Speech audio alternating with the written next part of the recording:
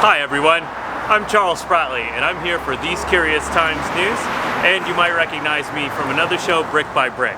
I'm actually here at the beautiful historic area that is known as the Courreges Ranch. This right here is actually a 1913 craftsman home which was built here. This belonged to the great-grandfather of the gentleman right behind me, and this was a family home for many, many years. And so we're going to go and take a look at this, not just this wonderful little ranch area, but we're going to take a little look in the time of the history of Fountain Valley. So please come with me.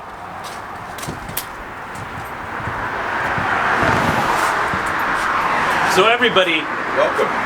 Thank you. So one of the things is that I want you to meet a wonderful gentleman I've been speaking to this morning.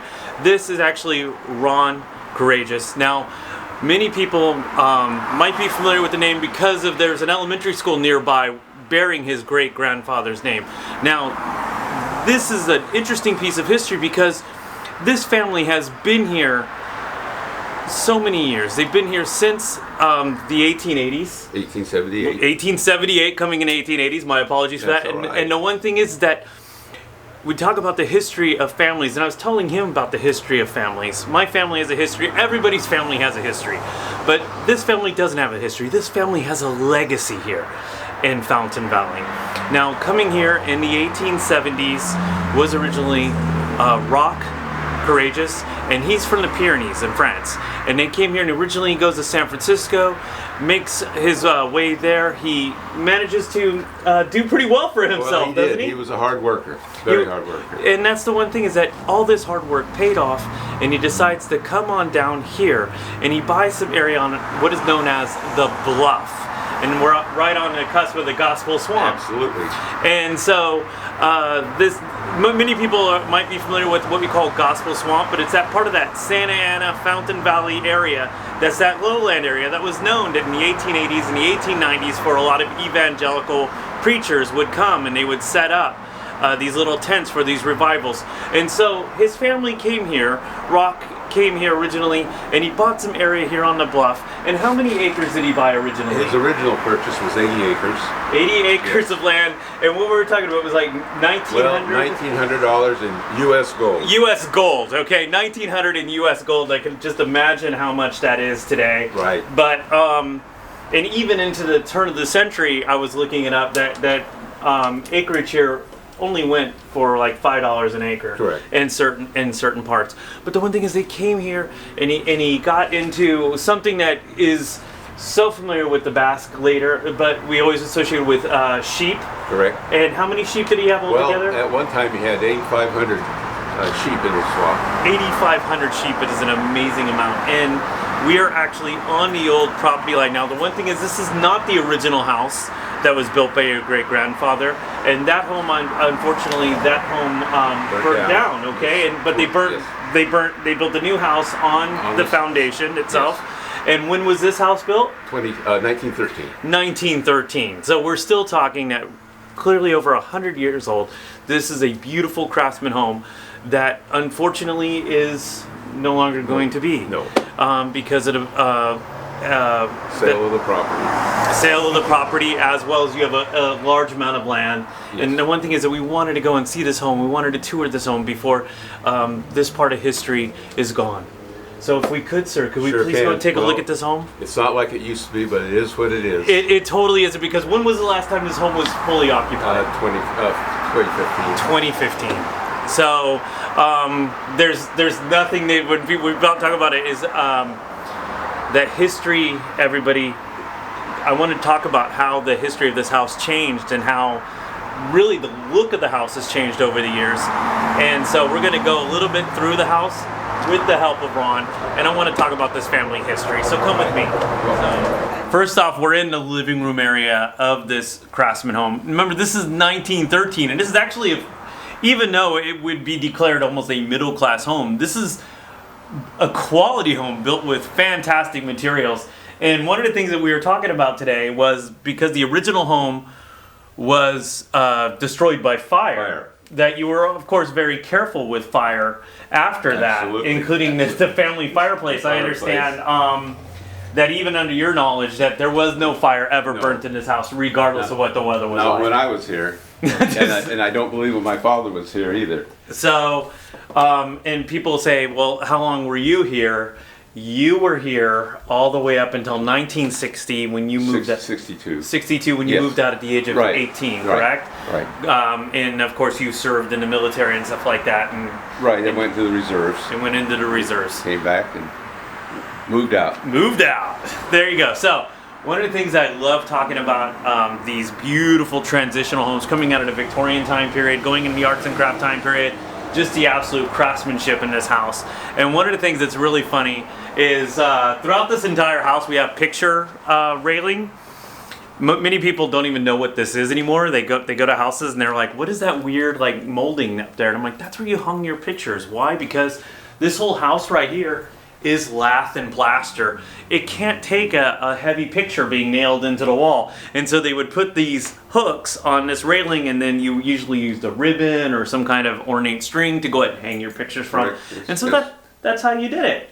And that's actually, that's a great way. And even in modern homes, whenever you see somebody put picture frame railing in there, I love it. But one of the things that I noticed is that just the absolute beauty and craftsmanship that is originally in this house. We're talking about redwoods and stuff like that. But one of the things is you and I were talking about this window. Yes. Yes, there was a large window in the house, but people are like, why? Tell them why this large window was in this house. Well, when this was first constructed, the area back here was all wide open where these glass panes are at. And that was wide open to the atmosphere. And it was screened in. And so when inclement weather would come in, they would drop tarps down to keep the water out and the cold wind. But this was actually just a hallway. And so as you go through here, there's windows and doors, because this is where we kept the heat in here and the cold out air. And so it's really interesting that when we look at these homes and you see things that are interesting architecturally to the homes, we realize that the home has changed so many times over the years, including this being completely open, that this house was originally U-shaped. Now, I want to talk a little bit about the history of the house, because it was great walking with you, talking about the house, Yes. the owners of the house as well. And one of the stories that actually moved me greatly was the story of your uncle. Oh, my Uncle Rock. Your Yes. Uncle Rock, which is of course was named after your great-grandfather. Well, this was the dining room when the house was first built. However, when my uncle, Ron Courreges, went off to the war, in World War II, he was a tail gunner, and he got shot down over Hamburg and became a prisoner of war. And he survived that, but when he came back and was discharged from the Air Force, he moved in here and he made this his bedroom. And so that's what this turned into be. And then he took, this used to be where the fine china The china built in. would be. As you can see, this was glass, but he put some facing on it. And just for good times, he converted it into a little bit of a bar area. And he Well, you know, it He keeps you enjoyed from life. having to go into the kitchen. Right. You know, you could just Right. kind of keep it all. he enjoyed the rest of his years that way. Unfortunately, he was killed in an automobile accident in 1952. But so anyway, but this was his room. Very nice. But that's a great little piece of history, and that's one of the things that people really don't understand when we talk about these, not just these old homes that we see on the side of these busy roads like we're here on Talbert, but the one thing is that they look at these homes and they're just like, oh, there's an older home, but they don't realize the history and the legacy that go into these homes as well. Now, going back to your original family that came here, Right. Rock, is so all these other families that everybody here will recognize these names, I'm sure. Abel Stearns. Stearns, yes. So what we are originally is on the Ranchos de las Bolsas. Yes, it is. And then Abel Stearns buys chunks of that. And then your great-grandfather buys from that. Yes, the bill of sale shows it was purchased from the Stearns Corporation. Yep, for the $1,900. for the 1900. But the one thing is, everybody knows that name, Abel Stearns. And see, I do a lot of stuff in other towns in this area, including Fullerton, and Abel Stearns owned a lot of land Yes, in he Fullerton as well. But Another name that we recognize is the street that we're on, Yeah, Talbert. Old The Town Talbert. The Talbert family themselves are one of the earliest people in this area, along with your family members. Right. And Talbert is actually the first postmaster Yes, he was. in this area as well. So it's interesting that when you look at these little homes in this area and you're like, wow, this is a really old home, but this home symbolizes not just the family, but in essence the entire neighborhood Yes. and the people that lived here. So one of the things that I love is that we are on the bluff. And the bluff area is that It is the highland bluff. area That's correct. of Fountain Valley, and when I drove here, I did recognize that I am going up a little bit, and it's funny when you're like, oh, you're on the bluff, Right. so it is a little bit. Then you see that little bit of a down part over here. Now the one thing is, what was there originally? Well, below the bluff Yeah, was water. And at one time, a fork of the Santa Ana River did run below the bluffs. And that was one of the reasons my great-grandfather liked this property, because of the fresh water for his sheep. And he purchased the land here. But down below, besides the Santa Ana River, there were artesian wells, and comes Fountain Valley. And so it was moist from here to Costa Mesa. and that's one of the things I love is that when people think about, well, how did Fountain Valley get its name? It's got its name from its wonderful water that came out of the ground with the artesian wells. And but the one thing that I love is that all of that area was swampland, and it wasn't until 1896, I think, with Waterloo, they started pulling out all those weeds and they started filling it in and making it for that irrigation Pumping area. it out, yes. Pumping it all out and making it farmland, which in essence was farmland all the way up until very modern time, including so many things that were grown here, including sugar beets. Sugar beets, alfalfa. We talked earlier about Yes. grapes. Yes, and grapes.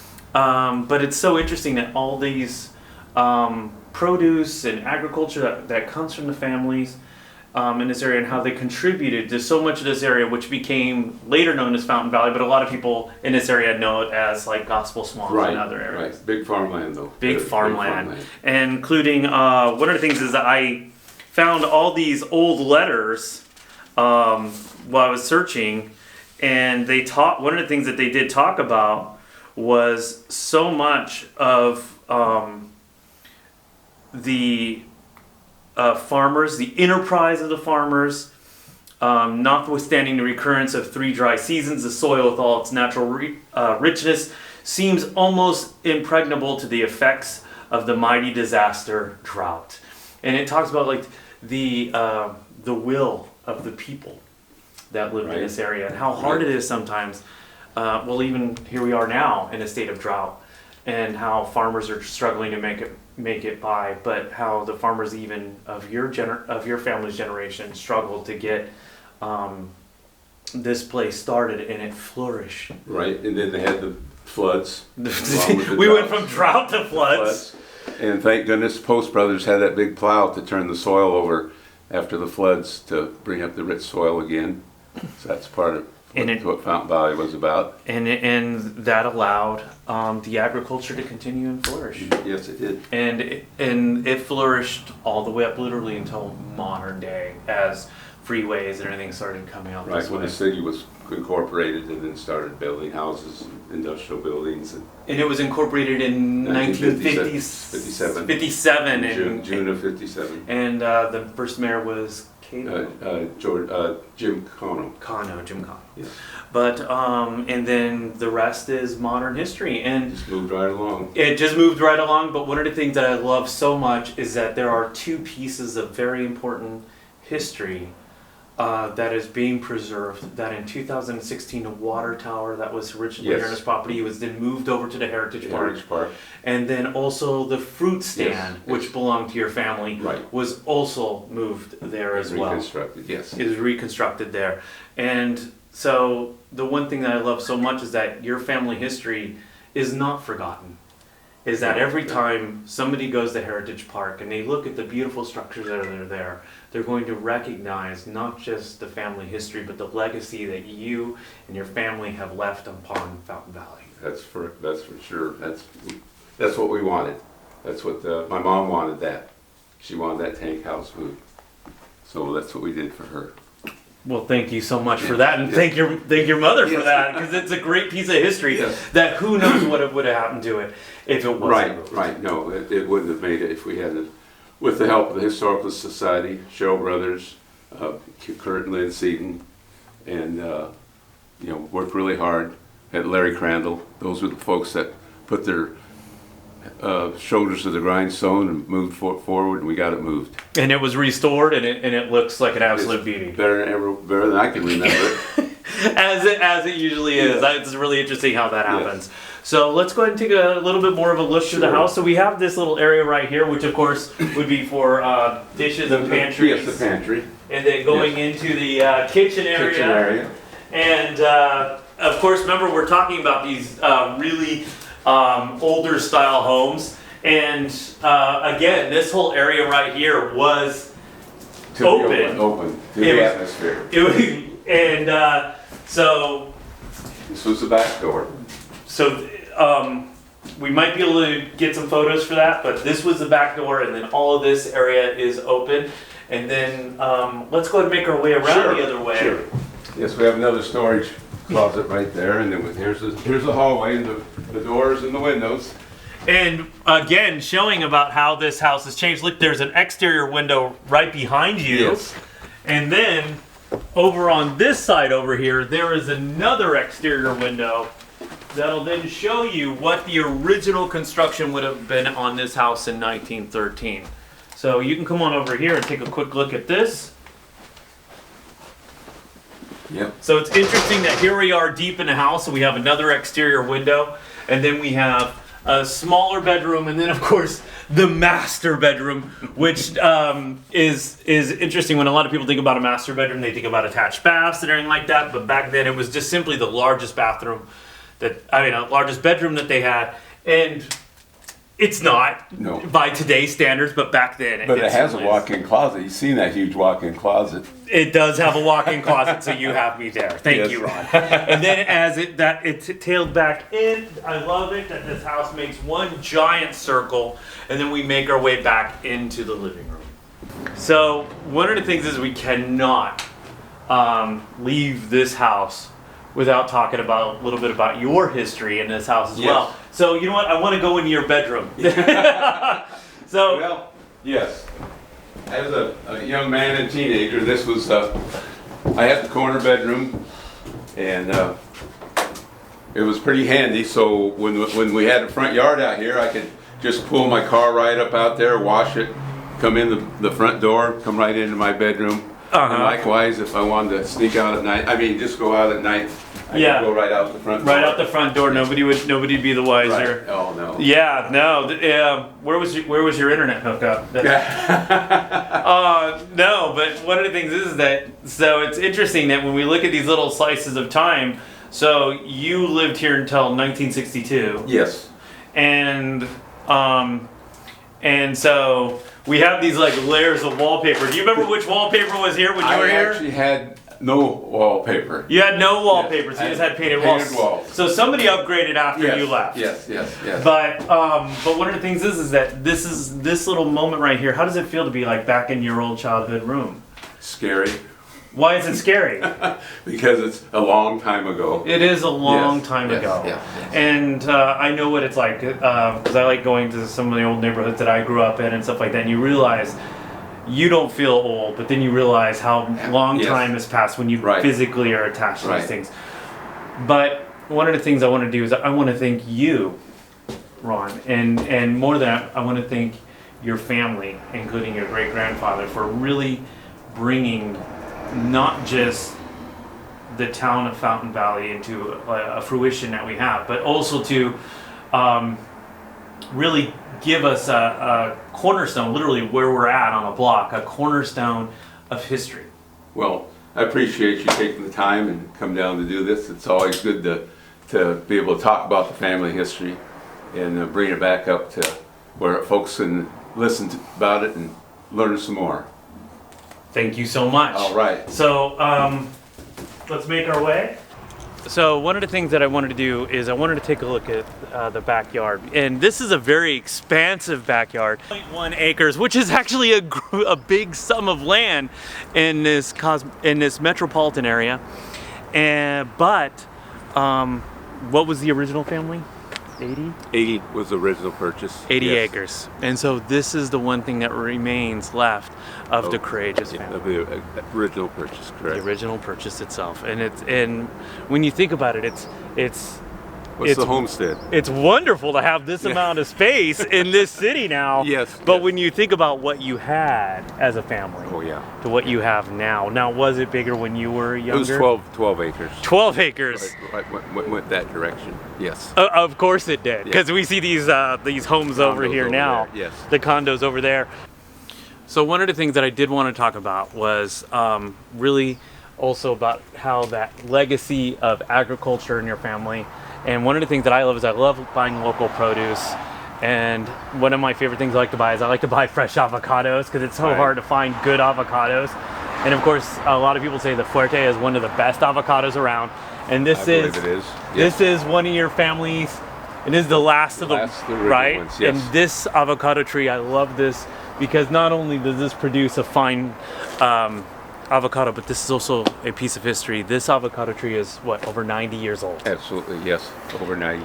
And it's kind of wonderful to see it, but do we know the history of what's going to happen after all this is? The land is in the process of being sold, and they'll be putting 15 single family homes on the property. So chances are this avocado tree will not make the move. No, it won't make. It will not make the move. And so, and that's one of the things I myself like to hit upon is when people are like, oh, that's great that all this progress is happening. It is great that all this progress is happening, but we also must acknowledge that the history that we are losing as well. And sometimes even in just something simple, like a beautiful little avocado tree, is lost in time. I have reproduced off of this avocado tree 2 trees at my house just to keep the strain going. Well, at least we have that. Yes, we got that. Well, thank you so much. Thank you for that. So, now, one of the things that I love when we're touring this, in essence, this family farm, because that's exactly what it was, is we have these little pieces of history that are really littered about, and you still use this all the time and use it for de-weeding and weeds. Taking care of the weeding. And this right here is a beautiful 1949 case tractor. Yes. And it's in pretty good working condition, you'd say? Well, my son took it and refurbished everything on it, and it's absolutely perfect running condition. He did a great job. He did a great job. I love even just like looking at it, because it looks like it's just kept in such great condition. A little dusty. Well, there's nothing wrong with dust. You know why? Because it's used. It's used, yes. And it's very fun to come out and see things like this still being used. It's a beautiful piece of old machinery. Thank you. And thank you so much for keeping it alive. Well, I enjoy it. And you know what? It probably even feels different. And even if we got you something new, you'd be like, this is not as good as my 49. Well, I'm out disc in the field. People are always stopping and looking to see what's going on. Because it's probably a real noisemaker. Yes. Oh, yeah, and the dust. And the dust. Well, thank you for that. Sure enough. Just be careful, please. Oh, yeah.